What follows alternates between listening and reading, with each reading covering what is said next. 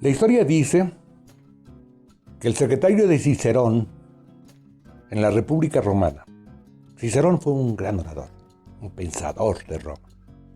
Sus secretarios copiaban sus discursos y salían y los vendían. Ahí tenemos el primer acto de derecho de autor, lo que en el mundo sajón le llaman el copyright, el derecho de copia.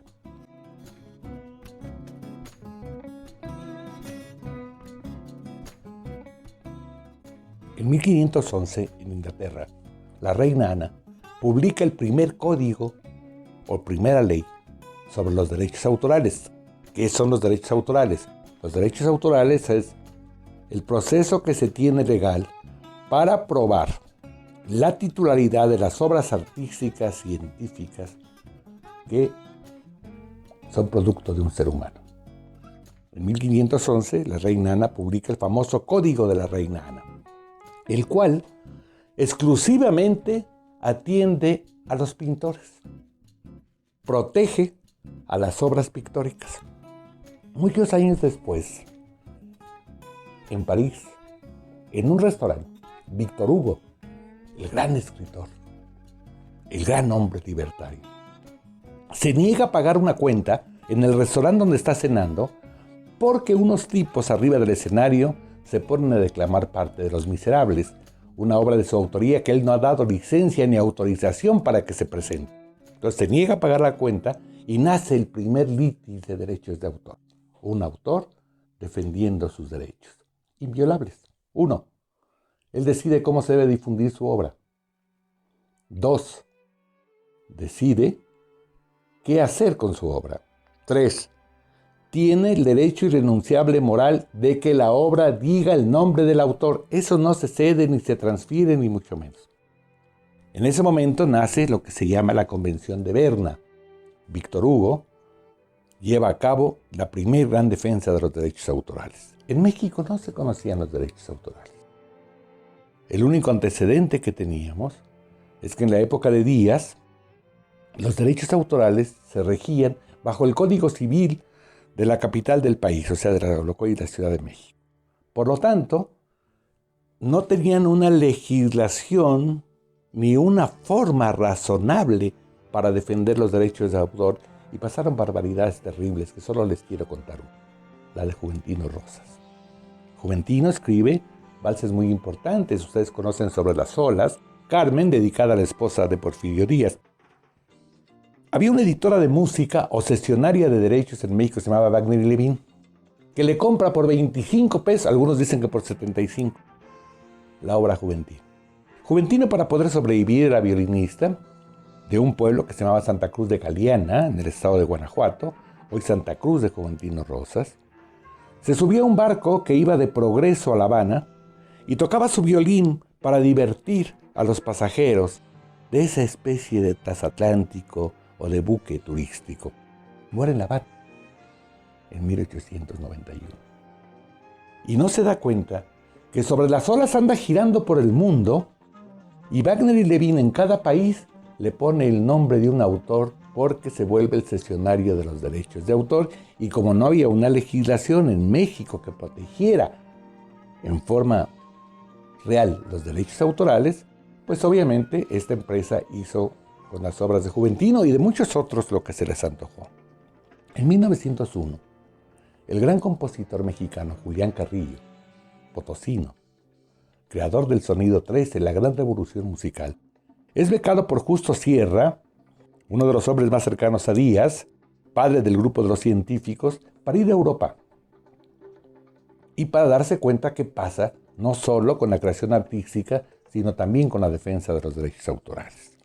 Regresa a México y les cuenta que las obras de Rosas, entre otros, andan girando por el mundo con el nombre de otros autores.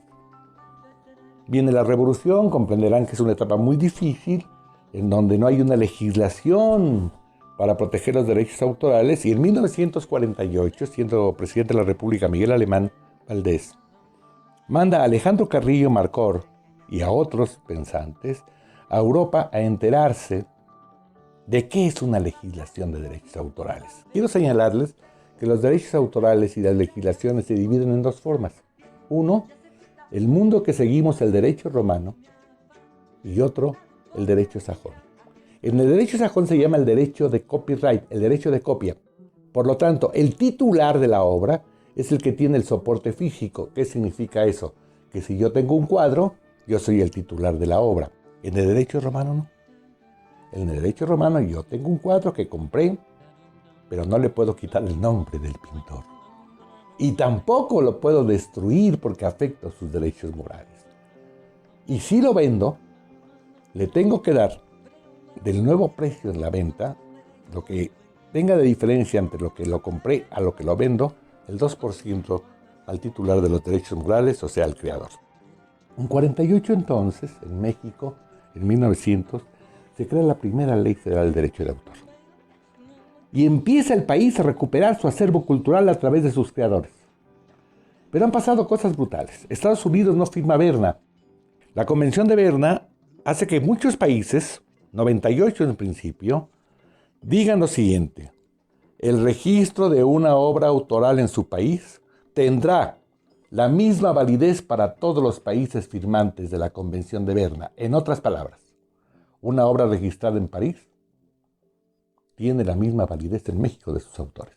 Y México firma Berna, pero Estados Unidos no. Estados Unidos sigue con su derecho del copyright. ¿Y por qué estoy señalando los Estados Unidos? Porque sin lugar a dudas es el mercado artístico más importante para los mexicanos. Entonces, ¿qué pasó? Bueno, las obras cinematográficas, mientras Estados Unidos no firmó Berna, se fueron al dominio público. ¿Qué es el dominio público? El dominio público en las leyes autorales señala que los creadores hacemos uso de elementos que no nos pertenecen. Voy a poner un ejemplo muy claro. Nadie es dueño de la nota do, ni del re, ni del mi. Nadie es dueño de las notas musicales y con las notas musicales se hace la música. Nadie es dueño de la letra A, ni de la M, ni de la O, ni de la R. Y con estas 4 letras se forma la palabra amor. ¿Saben cuántas canciones existen con la palabra amor? Por lo tanto, las leyes autorales señalan, las de la Convención de Roma, que a la muerte del autor, 50 años, ahora en México ha cambiado esas reglas, 50 años después de la muerte del autor, la obra pasa a ser del dominio público, porque el autor ha hecho uso de elementos que pertenecen al acervo cultural de la especie humana. ¿Sí queda claro? Las notas musicales no son de nadie. Las letras del abecedario no son de nadie. Por lo tanto, a la muerte del autor 50 años después, regresa a ser dominio público. Todo el mundo lo puede usar. No puede quitarle el nombre de los autores, pero lo puede usar sin que esto sea oneroso ni tenga ninguna licencia ni ningún pago. Vino Salinas de Gortari y Salinas de Gortari firmó el Tratado de Libre Comercio. Nosotros estábamos acostumbrados a regirnos bajo el derecho romano en las leyes autorales y estas características de que a los 50 años de la muerte del autor la obra pasaba a ser del dominio público, en las leyes del copyright eso no existía.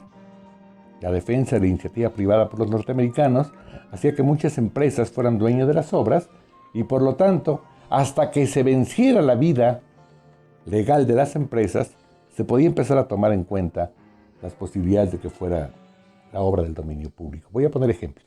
Toda la música de Beethoven es del dominio público, pero no se le puede quedar ni quitar que es de Ludwig van Beethoven. Y ustedes tienen un ejemplo muy claro en esto. El himno a la alegría, la 9ª sinfonía de Beethoven, Miguel Ríos, un rockero español, le pone letra a una parte y se llama himno a la alegría. Y como es del dominio público el trabajo de Beethoven, porque ya cumplió más de 50 años de muerto, cobra los derechos autorales Miguel Ríos con el himno a la alegría. Y como estos ejemplos hay muchos. El dominio público ha sido saqueado.